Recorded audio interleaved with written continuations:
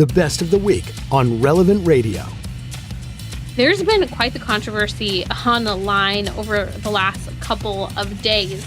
If you have followed this account, Ballerina Farms, over the years, many people have. I know a lot of women love the Ballerina Farm account. If you don't know who I'm talking about Hannah from Ballerina Farm. She was a Juilliard ballerina. She was actually, you may know her for being crowned Mrs. American last year for 2023.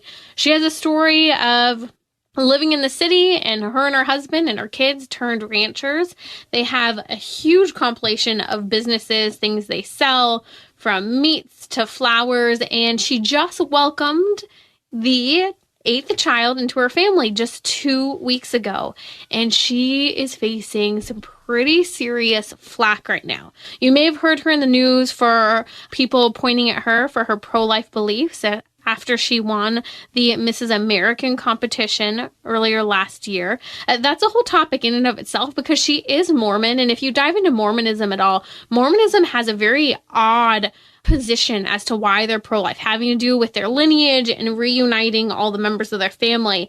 It doesn't have to do with an ethical viewpoint, at least from a religious perspective. Now, that doesn't mean that Hannah from Ballerina Farms isn't pro-life for the right reasons and honoring the life of the child and the health of the mother, and for that being her reason of thinking that abortion's unthinkable. But kind of setting that part of it aside, that might be how you know Hannah from Ballerina Farms. But here's the latest controversy.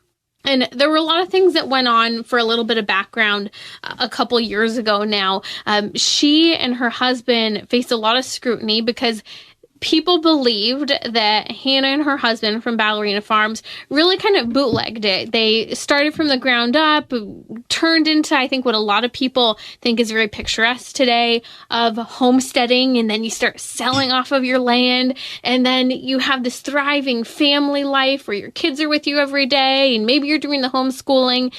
There's, I think, this very picturesque love and desire for many people of what Ballerina Farms stands for, what she's doing, the beautiful family. You see photos of her making sourdough bread or various cheeses and all these homemade waffles, beautifully remodeling her home as she has 8 children. And much of her story characterizes her and her kids with her and this family life that is very beautiful. And part of the criticism from last year was that people found out that her husband actually comes from quite a bit of wealth and that they had that funding to kickstart all of their homesteading to businesses and rancher work that they're doing now.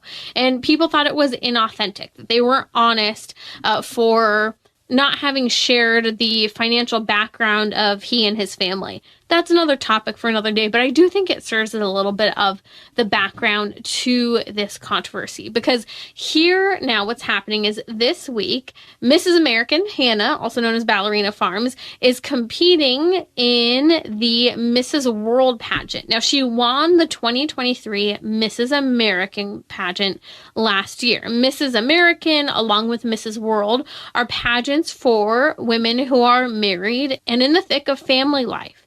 Now, why she's facing controversy is because she's competing this month in the Mrs. World pageant while being 2 weeks postpartum. She literally just had a baby.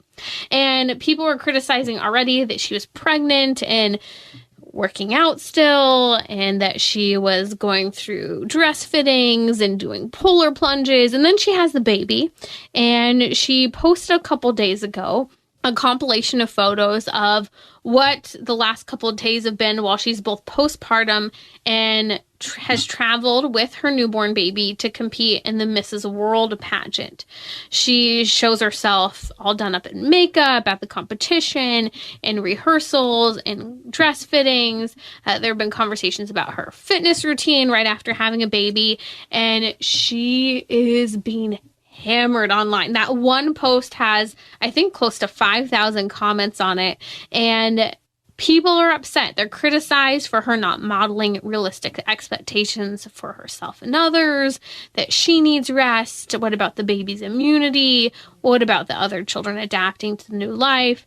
She has 8 children. Other people are arguing, hey, even if she did stay home and recover. She has 8 kids. She wouldn't be able to rest. She'd continue to go running at 1,000 miles per hour. Other people say, oh, she just has money, so she's privileged, and this is why she can have a great pregnancy and look fantastic as if she didn't have a baby right after having a baby. As you can tell, there's a lot of opinion, and I would argue a lot of shaming and mom shaming, a lot of criticism, a lot of praise too for, and rich shaming as well, it's correct, for the life that she is living and how she is recovering and going about postpartum. The comments go on, and I think there are a lot of takes that we can take on it. And I do want to touch on some of this because a writer for Evie magazine, Gina Florio, said, shouldn't there come a time when a child comes first and a mother has to temporarily postpone her ambitions in order to prioritize a newborn? And I totally get what she's saying. I don't know that we can level this criticism per se at Hannah from Ballerina Farms. And a full caveat so that you don't think I'm biased, I actually haven't followed Ballerina Farms up until a couple months ago, and I don't even look at my Instagram. So I've seen it on occasion when people show her posts because people adore Hannah from Ballerina Farms. So there are some people who are coming up in visceral defense against this criticism. And I think that it comes back into this whole idea that on one side, we could discuss some people recover really well after having a baby.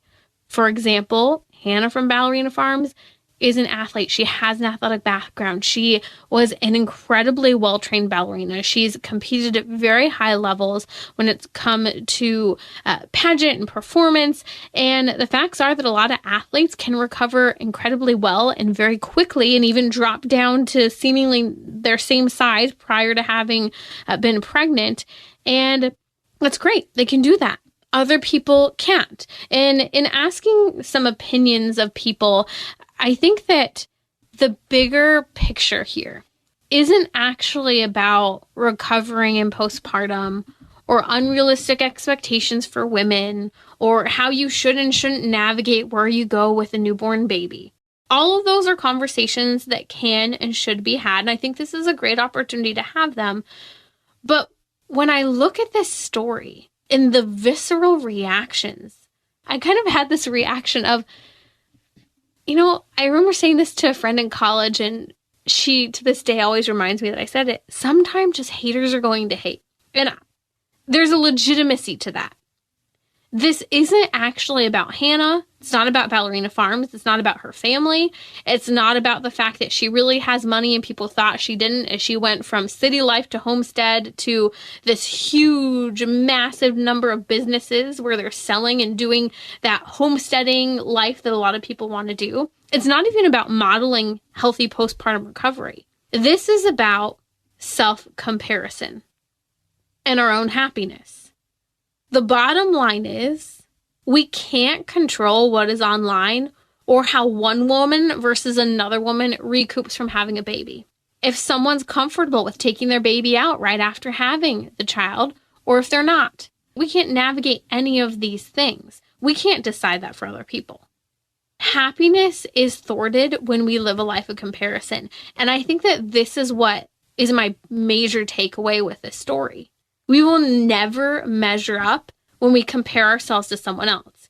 Either we pridefully might think about how much better we are, or we might leave ourselves in misery about how we don't measure up, never could, or we envy and desire and try to chase after what that other person has.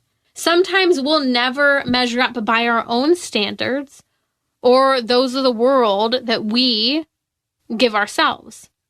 Maybe from the ways of the world, a spouse, a parent, or a boss. I think this controversy is a great way to talk about things such as postpartum, birth, you name it. I mean, Hannah from Ballerina Farms is super crunchy. I love it. It's great. Not a fan of showing too many things. I was actually really laughing when I was asking online. I got a bunch of responses from people and what they thought about Ballerina Farms. And my mom's response was, just don't show me how you made your baby and how you feed your baby. Because she shows too much online. Not saying that she shows all of that, but too much of it. And so here's the deal. Those are great conversations we can have. But we need to be able to do it as a conversation versus shaming. Because as human beings, we do learn from observing from others and discussing. But there's a huge difference between observation and discussion versus envy, jealousy, gossip, and shaming. And we can do it whether in our own dialogue, interior dialogue as we're going through social media, or in the conversations we have with other people about other people. Shaming, hating others, jealousy, envy, and pride are all, I think, a huge part of the social media culture we live in. If Ballerina Farms or any other person's successes online, their tone in which they share things, their photos, videos, impacts us so negatively that we have such cruel things to say, maybe it's a good sign that we should stop following that person, because it's not good for, I hate this word, but I'll throw it out there, our quote, mental health.